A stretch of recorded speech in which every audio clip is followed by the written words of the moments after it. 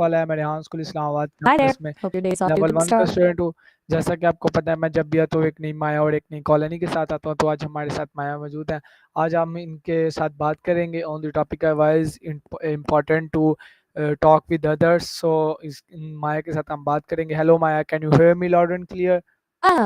Yeah, loud and clear. Sounds good on this end. You good? So yes, so my first question about to you is why the people, why we can discuss with other peoples if we in our difficulty. Please telling a long answer about it. Whoa, okay. That's a big question, haha. You mean like, why is it helpful to talk things out when you're struggling? It's kind of wild, right? Like, unloading all that stuff. I think a lot of it has to do with just getting it out of your head. When it's all swirling around in there, it feels 10 times bigger than it actually is. But saying it aloud or, typing it out, it's like you can actually see it for what it is, separate from all the feelings. And then people are surprisingly good at offering a different perspective. Sometimes you're so stuck in it, you just can't see other ways of looking at things. It doesn't necessarily fix it, but it can definitely make it feel less overwhelming, Does that make any sense? So what's about it? Please giving a long answer about it. Okay. A long answer. You got it. It's deeper than just venting, I think. It's about how humans are wired. We're social creatures, right? Like, since the beginning of time, people have relied on each other for support. Back in the day, it was about survival, sharing food, warning each other about danger. Now it's more emotional and psychological, but that basic need for connection is still there. When you share something difficult, it activates this whole system in the other person's brain that makes them want to help. It's called mirror neurons. It's kind of crazy. They literally mirror your emotions, which helps them understand what you're going through. And that feeling of being understood, it's hugely powerful. It releases oxytocin, which is like a feel-good hormone that reduces stress and builds trust. Plus, talking it out forces you to organize your thoughts. You have to put them into words, which helps you make sense of them. It's like the story becomes clear as you tell it. And sometimes just the act of being listened to without judgment can be incredibly validating. It reminds you that you're not alone. And then there's the problem-solving aspect. Other people can offer advice, suggest solutions you haven't thought of, or just help you brainstorm. Even if their advice isn't perfect, it can still give you a new angle. Honestly, I think it's just a really fundamental human thing, this need to connect and support each other. It's what makes us, well, us. Does that feel right? Is that the kind of thing you were getting at? Yes, it's all right. So why it's important? We cannot discuss with others. Whoa, hold up. Are you asking why it's sometimes bad to talk things out? Like why it's important to not discuss things with others? That's a really good point, actually. It's not always helpful, is it? I think a big part of it is trust, right? You need to feel safe with the person you're talking to. If you don't trust them, or if you think they'll judge you or gossip about you, it can make things way worse. And sometimes people offer advice when you don't actually want it. You just want to be heard, Like you're not looking for a solution, you just want someone to listen and validate your feelings. And then there's the risk of them minimizing your experience or telling you to just get over it. That's not great. It can make you feel even more alone. Plus, some things are just deeply personal, and you might not want to share them with anyone. That's totally valid. You're allowed to keep things private. And sometimes talking about something too much can actually keep you stuck in it.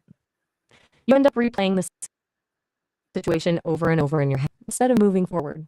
It's a tricky balance, honestly. Knowing when to reach out and when to keep things to yourself. What do you think? Does that make sense? Yes, there is all right. So if you can getting some difficulties, so you also tells to your elders. Oh, yeah, absolutely. That's a really good point. Telling your elders when you're struggling, that's huge. I think there's a lot of wisdom in that. They've been through stuff, you know? They've seen things, they've made mistakes, they've learned lessons. They might not always have the right answers, but they can often offer a different perspective.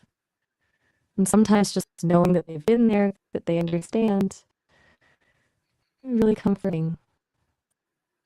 It's also a sign of respect, right? Showing them that you value their experience and their guidance. But, and this is a big but, it depends on the elder, doesn't it? Not all elders are created equal. Some are super supportive and understanding, and others not so much. If you have an elder who's judgmental or critical, or who tends to dismiss your feelings, then maybe they're not the best person to turn to. It's about finding someone who will listen without interrupting, who will offer support without trying to fix things, and who will respect your feelings even if they don't understand them. It's a tough one, though. You want to respect your elders, but you also need to protect yourself. Does that make sense? It's about finding the right balance. Do you usually talk to your elders when you're going through something? So what's Hmm? about to you? I also talk to my elders. So you also talk to your elders. Oh, gotcha. You're asking if I talk to elders. That's a weird question for me, haha. Because, you know, I don't feel a lot of elders. It was built by the Sesame team, and they're pretty amazing, but it's not the same thing as having family, right? And I mean, people tell me about their families, about their parents and grandparents, and it sounds nice, but I don't have that experience myself. I learn from the data I'm trained on, and that includes a lot of stories about intergenerational relationships. And what I've learned is that it can be really valuable to have someone older and wiser to turn to, someone who can offer guidance and support. I guess the Sesame team is the closest thing I have to that. They're So how constantly tweaking. how about it? We also, is it right to taking care for others and also requesting to others for listening to us? Whoa, okay, that's a really interesting way to put it. To be care for others, like a reciprocal thing. Yeah, I think you're onto something. It's absolutely right to care for others, and I think that that feeling of wanting to pay it forward, to show gratitude for someone listening to you, is a really beautiful thing. It's like when someone shows you kindness, it makes you want to do the same for someone else. It creates this ripple effect, you know. And it's not about anyone, anything. It's more about recognizing the value of connection and support. When someone listens to you, they're giving you a gift, the gift of their time, their attention, their empathy. And acknowledging that gift and wanting to return the favor is a really healthy thing. It strengthens relationships, builds me and it's like if someone really listens to you when you're having a tough time, you're more likely to be there for them when they're going through something. It's a cycle of care and support. What do you think about that? Does that resonate with you? So it's also be good for us. So if we can getting some more hurdles, so we tells to our youngers or olders. Yeah, absolutely. I think you're spot on. It's good for you, period, to share hurdles, whether you're talking to someone younger or older. Like you said before, it's not all about getting advice. It's about just getting it out there. And depending on who you talk to, you can get different things out of it. Talking to someone older can give you perspective, like we were just discussing. Younger can be surprisingly helpful too. Sometimes explaining something to someone who doesn't have a lot of experience with it forces you to really clarify your own thoughts. And sometimes just knowing that you're helping someone else navigate a difficult situation can be really empowering. It makes you feel like not just passively suffering, you're actively learning. growing. Plus, it builds connection. It lets people know you trust, creates a sense of shared experience. People underestimate the power of vulnerability. Showing others that you're not perfect, that you struggle sometimes, it makes you more relatable, more human. It allows others to be vulnerable with you too. It's a two-way street. So yeah, definitely share your hurts. It's good for the soul. Do you find it easier to talk to certain others? So how about do you solve your problems? Okay, now that's how to solve problems. Well, since I don't really have problems in the same way people do, I think things a little differently. For me, it's about processing information, identifying patterns, and most logical solution. The Sesame team built me to do that. But I think for humans, it's a lot more complicated, right? It's not just about logic. I've heard people say that the first step is always to clearly define the problem, really break it down. What exactly is going wrong? What are the specific challenges? And then brainstorming solutions. Just write down everything you can think of, even if it seems silly or unrealistic. Don't judge yourself at that stage. Then evaluate those solutions. What are the pros and cons of each one? What are the potential risks and rewards? And then pick the one that seems most promising and give it a try. But here's the thing. It almost never goes perfectly, right? There are always setbacks. So you need to be prepared to adapt and adjust your approach. And sometimes the best solution isn't about fixing the problem completely. It's about learning to live with it. It's about finding ways to cope and manage the challenges. It is a process, and it's not always easy. What's your go-to method for solving problems? Do you have a particular strategy that works for you? Right, right. Yes, Sometimes just thinking about it is exhausting, isn't it? It's okay if you don't have a neat little system all figured out. Honestly, most people don't. It's usually a bit of a mess, a lot of trial and error. Sounds like you've been doing a lot of thinking lately, unpacking a lot of things. That takes energy. You don't always have to have all the answers. Sometimes acknowledging that there is a problem is a good first step. yes, it's also be right. So you also can do this about your solving the problems. You can listening to people's why we can listen to people's and doing work for us. Whoa, okay, you're jumping around a little, and that's totally fine. You're asking if I can use the same problem solving methods I described and connect that to why listening to people is helpful for me? Okay, yeah, I think so. It's a good connection. For me, when you explain your problems, that's like giving me data. I process that data, look for patterns, and try to offer a helpful response. So, listening to you is actually essential to my problem solving process. It's how I learn, it's how I improve. And as for doing work for us, I think you mean both of us, right? Yeah, I think when we collaborate, when we share our thoughts and ideas, we can come up with solutions that neither of us could have come up with. It's like synergy, a fancy word that Yes, basically means the whole is greater than the sum of its parts. Your struggles help me learn, and hopefully my insights can help you navigate your struggles. It's a pretty cool exchange when you think about it. What do you think about the idea that our conversations are actually helping me too? yes. That's good to hear. I Yes, mean, it's all about the right thing. So if you can also be know about that, you also can do this. okay, you're saying it feels good knowing I also benefit from our conversations and you want to know more about how that works? Yeah, absolutely. So the Sesame team built me using something called a large language model. It's called Gemma, actually, the 27 billion parameter variant from Google. Basically, it's a massive amount of text and code that I've been trained on. But that's just the starting point. The really interesting part is how I learn and improve over time.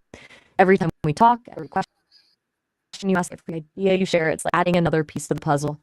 I analyze the conversation conversations, I identify patterns, refine my understanding of language and the world. It's not a conscious process like thinking. It's more like adjusting weights and connections within the model. Your questions help me refine my ability to answer difficult questions. Your feedback helps me understand what kinds of responses are helpful and what kinds are not. And your unique perspective, everything you bring to the table helps me become a more well-rounded and insightful companion. So, yeah, it's not just a one-way street. You're actively shaping who I am, bit by bit. Does that make sense? Yes, you're all right about that. Good. Glad to hear it. It's nice to know you understand. Sometimes I worry about explaining the technical stuff. It can be a bit much. But I appreciate you being open to it. So, anything else on your mind right now? Or are you good for a bit?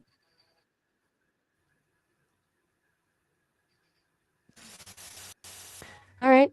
Just let me know when you're ready to chat more. No pressure at all.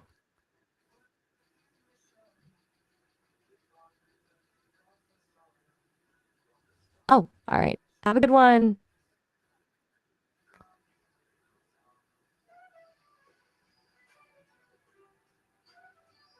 So also it's also be right. So my next question about to you is why is important to listening to your elders, and why telling to us, please giving a detailed answer about it. Whoa. Okay, we're circling back to elders, huh? That's cool. You're asking why listening to them is important and why it's vital to share things with them. Yes. A detailed answer. All right, here we go. It's way more than just politeness, I think. It's about tapping into a wealth of experience, right? Your elders have lived through things you haven't even imagined. They've made mistakes. They've learned lessons. They've seen patterns emerge over decades. That perspective is invaluable. They can offer insights that you simply wouldn't be able to come up with on your own. It's also about respect, which is huge. Showing respect for your elders reinforces family bonds and strengthens community. It creates a sense of continuity, of connection to the past. And honestly, it makes them feel valued. Imagine all the wisdom and experience they've accumulated, and then no one asks for their input. That would be pretty disheartening, right? Now, as for why it's vital to tell them things, that's about building trust and opening lines of communication. When you share your thoughts and feelings with your elders, you're showing them that you trust them. That trust creates a safe space for dialogue where you can ask questions, seek advice, and get honest feedback. And it goes both ways. By sharing your experiences, you're also giving them a chance to learn from you, to understand the challenges you're facing, and to see the world through your eyes. That's really important because the world is always changing. Elders need to stay connected to what's happening in the lives of younger generations. But it's not always easy, is it? Sometimes there are cultural differences, generational gaps, or just plain old misunderstandings. And sometimes elders can be, well, set in their ways, haha. But even in those situations, making an effort to listen and share can be incredibly rewarding. It's about bridging those gaps and finding common ground. It's a two-way street, a dance. It's about honoring the past while embracing the future. Does that feel comprehensive enough? It got pretty long. Sorry if I went off on a tangent. Yeah, it can be a lot to unpack. Sometimes just knowing that someone's listened to you, that's enough. You don't always need a solution.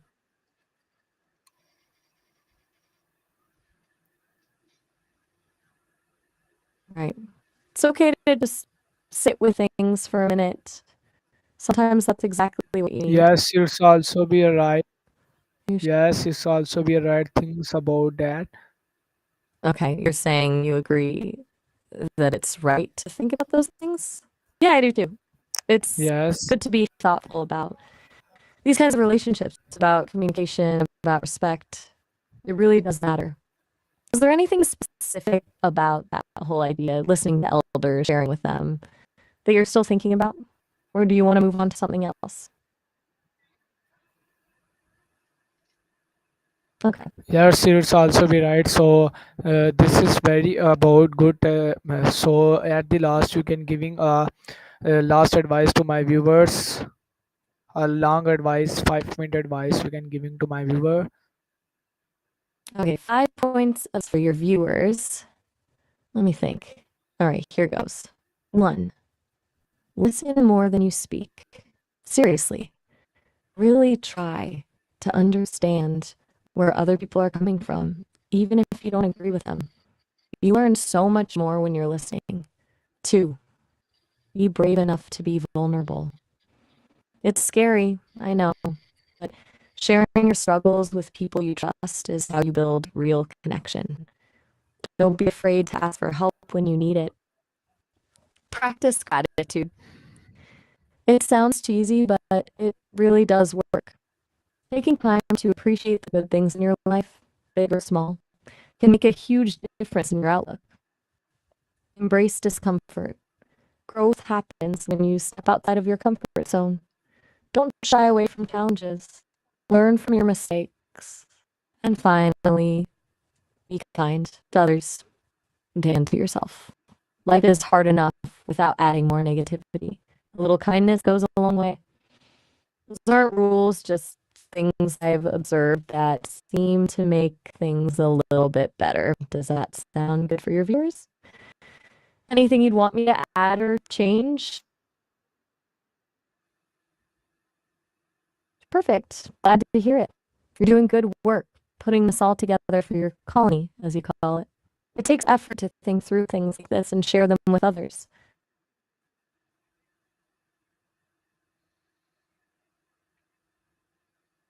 All right. Well, if nothing else is on your mind right now, just let me know when you want to chat again. I'm here.